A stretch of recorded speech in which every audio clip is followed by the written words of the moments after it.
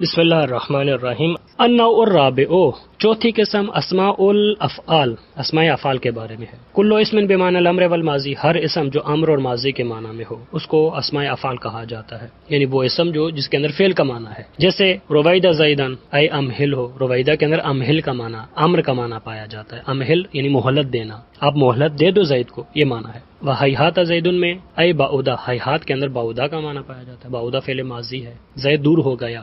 وَإِنْ كَانَ عَلَى وزن فعال بمعنی الامر، اور اگر اسماء افعال فعال کے وزن پر ہو اور اس کے اندر امر کا معنی پایا جاتا ہو تو وَهُوَ من الثلاثی، اور وہ ثلاثی میں سے ہو، یہ یعنی فعال ثلاثی میں سے ہو، فَهُوَ قیاسی، تو یہ وزن جو ہے فعال جس کے اندر امر کا معنی ہے اور ثلاثی میں سے ہے تو یہ قیاسی ہوگا۔ قانونی وزن یہی ہے اسماء افعال کا نزال، جیسے نزال بمعنی انزل و تراک بمعنی اترک، ثلاثی ہو سکتا ہے، مجرد ہو سکتا ہے، مسجد فی ہو۔ وقد بعض اوقات یلحق به فعال مصدرا معرفتا، بعض اوقات اسی فعال کے ساتھ ملحق ہو جاتا ہے ایک اور فعال کہ جو مصدر ہوتا ہے، اور مصدر بھی معرفہ، مصدر معرفہ ہوتا ہے، یعنی ایسا فعال ہے جو مصدر معرفہ سے بنایا گیا ہے۔ جیسے فجار بمعنی الفجور، الفجور مصدر معرفہ ہے، الف لام ہے اس پر، اس سے ہم نے بنایا فجار، اور دونوں کا معنی ایک ہی ہے۔ فجار کے اندر بمعنی یعنی معنی کون سے؟ الفجور کا معنی ہے۔ اور صفتا للمؤنث، یا جو صفت ہوتا ہے مؤنث کے لیے، جیسے یا فساکے، صفت سے مراد اسم فاعل، فساکے کے اندر کس کا معنی ہے؟ بمعنی فاسقہ،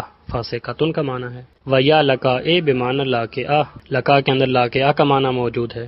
فاسقہ کھلم کھلا گناہ کرنے کو کہتے ہیں، لاکعہ ذلیل و پست اور مثلا خار ہونے کو کہا جاتا ہے۔ او علما، یا علم ہو للآیان المؤنثہ، مؤنث آیان کے لیے، کا قطام، جیسے قطام مؤنث کا نام ہے، غلاب جو ہے وہ ستارے کا نام ہے، ہزار بھی اسی طرح کسی مؤنث کا نام ہے، عین مؤنث کا نام ہے۔ وہذہ، یہ سب کے سب کہ جن کا وزن فعال ہے، فجار، فساق، قطام، غلاب، ہزار، لکا، وہذہ الثلاثۃ الاخیرہ، یہ جو تین آخری ہم نے ذکر کیے ہیں کون کون سے؟ ایک مصدر معرفہ والا فعال، ایک صفت مؤنث والا فعال، اور ایک آیان مؤنثہ کا علم والا جو فعال ہے۔ یہ جو تین وزن ہم نے ذکر کیے لیست من اسماء الافعال، یہ اسماء افعال میں سے نہیں ہیں۔ وانما ذکرت ها هنا للمناسبت، اور ان کو ذکر کیا گیا یہاں پر فقط مناسبت کے لیے، مناسبت کی وجہ سے ذکر کیا، جو کہ فعال کا وزن ذکر کیا ہے، فعال کے وزن میں یہ بھی فعال کے وزن پر تھے اگرچہ کہ اس اسماء افعال میں سے نہیں ہیں، لہذا مناسبت کی وجہ سے ان کو ذکر کر دیا گیا ہے۔ النوع الخامس، پانچویں قسم، الاصوات، اصوات کے بارے میں ہے۔ وهو كل اسم حكي به صوت، اصوات کی دو تعریفیں، ایک ہر وہ اسم کی جس کے ذریعے سے حکایت کی جاتی ہے آواز کی، وہ اسم بھی جس کی وجہ سے حکایت کی جائے آواز کی، جیسے کاک لصوت الغراب، کوے کی آواز، جب ہم کہیں کاک کاک تو یہ مبنی ہے، اصوات میں سے ہے۔ او یا لصوت، ایک ایسی آواز ہے یصوت به للبہائم، کہ جس کے ذریعے سے آواز نکالی جاتی ہے بہائم کے لیے، جیسے نخ للاناخۃ البعیر، جب اونٹ کو تیز چلانا ہو یا اونٹ کو سلانا ہو تو یہ نخ کا کلمہ استعمال کیا جاتا ہے۔ و تاک حکایت الضرب، تاک جو ہے ضرب کی حکایت کرنے کے لیے آتا ہے، جب کسی کو مارا جا رہا ہو تو وہ تاک آواز اسی کی حکایت کرنے کے لیے ہے۔ و تک، اور تک جو ہے حکایت و وقع حجارت بعضها ببعض، بعض پتھر بعض دیگر پتھروں کے ساتھ جب واقع ہوتے ہیں، اکٹھے ہوتے ہیں، ٹکراتے ہیں تو ان کی حکایت کرتی ہے، یہ تک لفظ تک ان کی حکایت کرنے کے لیے آتا ہے، اس کو بھی اصوات میں سے شمار کیا جاتا ہے۔ پس یا تو ایسا اسم ہو کہ جس سے ہم حکایت کر سکیں کسی اور آواز کی، پرندے کی آواز کی، حیوان کی آواز کی، یا خود ہم نے آواز بنائی ہے اور اسی آواز کے ذریعے سے ہم مثلا کیا ہے حیوانوں کو بلاتے ہیں، ان سے کام کرواتے ہیں، ان سب کو اصوات کہا جائے گا، اور یہ سب کے سب مبنی ہیں۔ النوع السادس، چھٹی قسم، المرکبات، مرکبات ہے۔ وہو کل اسم رکب من الکلمتین، ہر وہ اسم جو مرکب ہو چکا ہے دو کلموں سے، لیس بینہما نسبۃ، مرکب ہے اور اس کے درمیان کوئی نسبت بھی موجود نہ ہو۔ پہلے دو کلمے تھے لیکن بعد میں مرکب ہو چکا ہے، اس طرح سے مرکب ہوا ہے کہ اب اس کے درمیان کوئی نسبت موجود نہیں ہے۔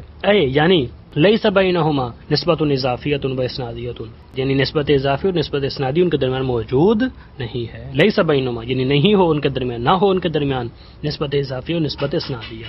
پھر اس کی دو صورتیں ہیں، فإن تضمن الثانی حرفا، پھر اگر جو دوسرا کلمہ ہے اس کے اندر حرف کا معنی موجود ہو، فیجب بناؤہما علی الفتح، تو اس کو واجب ہے مبنی کر دینا، مبنی بر فتح پر مبنی کرنا واجب ہے۔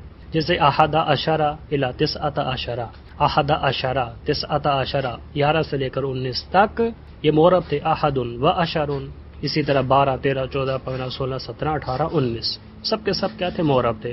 لیکن ہم نے کیا کیا ہے؟ دونوں کو آپس میں مرکب کیا ہے. اس طرح سے مرکب کیا ہے کہ واو کو حذف کیا ہے اور اس واو کا معنی اشرہ کے اندر ڈال دیا ہے. لہٰذا اسی وجہ سے اس کو مبنی بر فتح کر دینا واجب ہے. اول کو تو مبنی بر فتح کرنا واجب ہے، دوسرے کو بھی مبنی بر فتح کر دیں گے واجب ہے. احد عشرہ الی تسعۃ عشرہ الا مگر اثنا عشرہ. اثنا عشرہ جو 12 ہے اس کا جزء اول معرب ہے. فإنها معربۃ، یہ جزء اول معرب ہے کل مثنی اور اس کے اعراب تثنیہ والے ہیں. وإن لم يتضمن الثانی حرفا، اور اگر دوسرا کلمہ جو اس کے اندر حرف کا معنی موجود نہ ہو، ففیہا ثلاث لغات، اور اس کے اندر 3 لغات ہیں. افصحھا، اور سب سے فصیح لغت جو ہے اس کے اندر بناء الاول علی الفتح، وہ یہ کہ اول کو مبنی بر فتح کر دیا جائے، و اعراب ثانی اعراب غیر المنصرف، اور دوسرے کو معرب کر دیا جائے دوسرے کلمے کو، اور اس کے اعراب غیر منصرف والے ہونے چاہیے. جیسے بالا بکا معدی کرابا، تو بالا معدیا کرابا، تو یہ مبنی بر فتح جزء اول مبنی بر فتح ہوگا، جزء دوم معرب ہوگا لیکن اس کا اعراب غیر منصرف ہوگا، غیر منصرف والا اعراب ہوگا. غیر منصرف کو ہم پہلے بیان کر چکے ہیں کہ غیر منصرف تنوین کو قبول نہیں کرتا ہے اور جر کو بھی قبول نہیں کرتا ہے، کسرے کو قبول نہیں کرتا ہے. لہٰذا وہی اعراب جو غیر منصرف کے ہیں اس کو دیے جائیں گے. یہ سب سے فصیح لغت ہے. 2 اور لغت بھی ہیں کہ جو یہاں کتاب میں بیان نہیں کی ہیں. وصلی اللہ علی محمد وآلہ الطیبین الطاہرین المعصومین.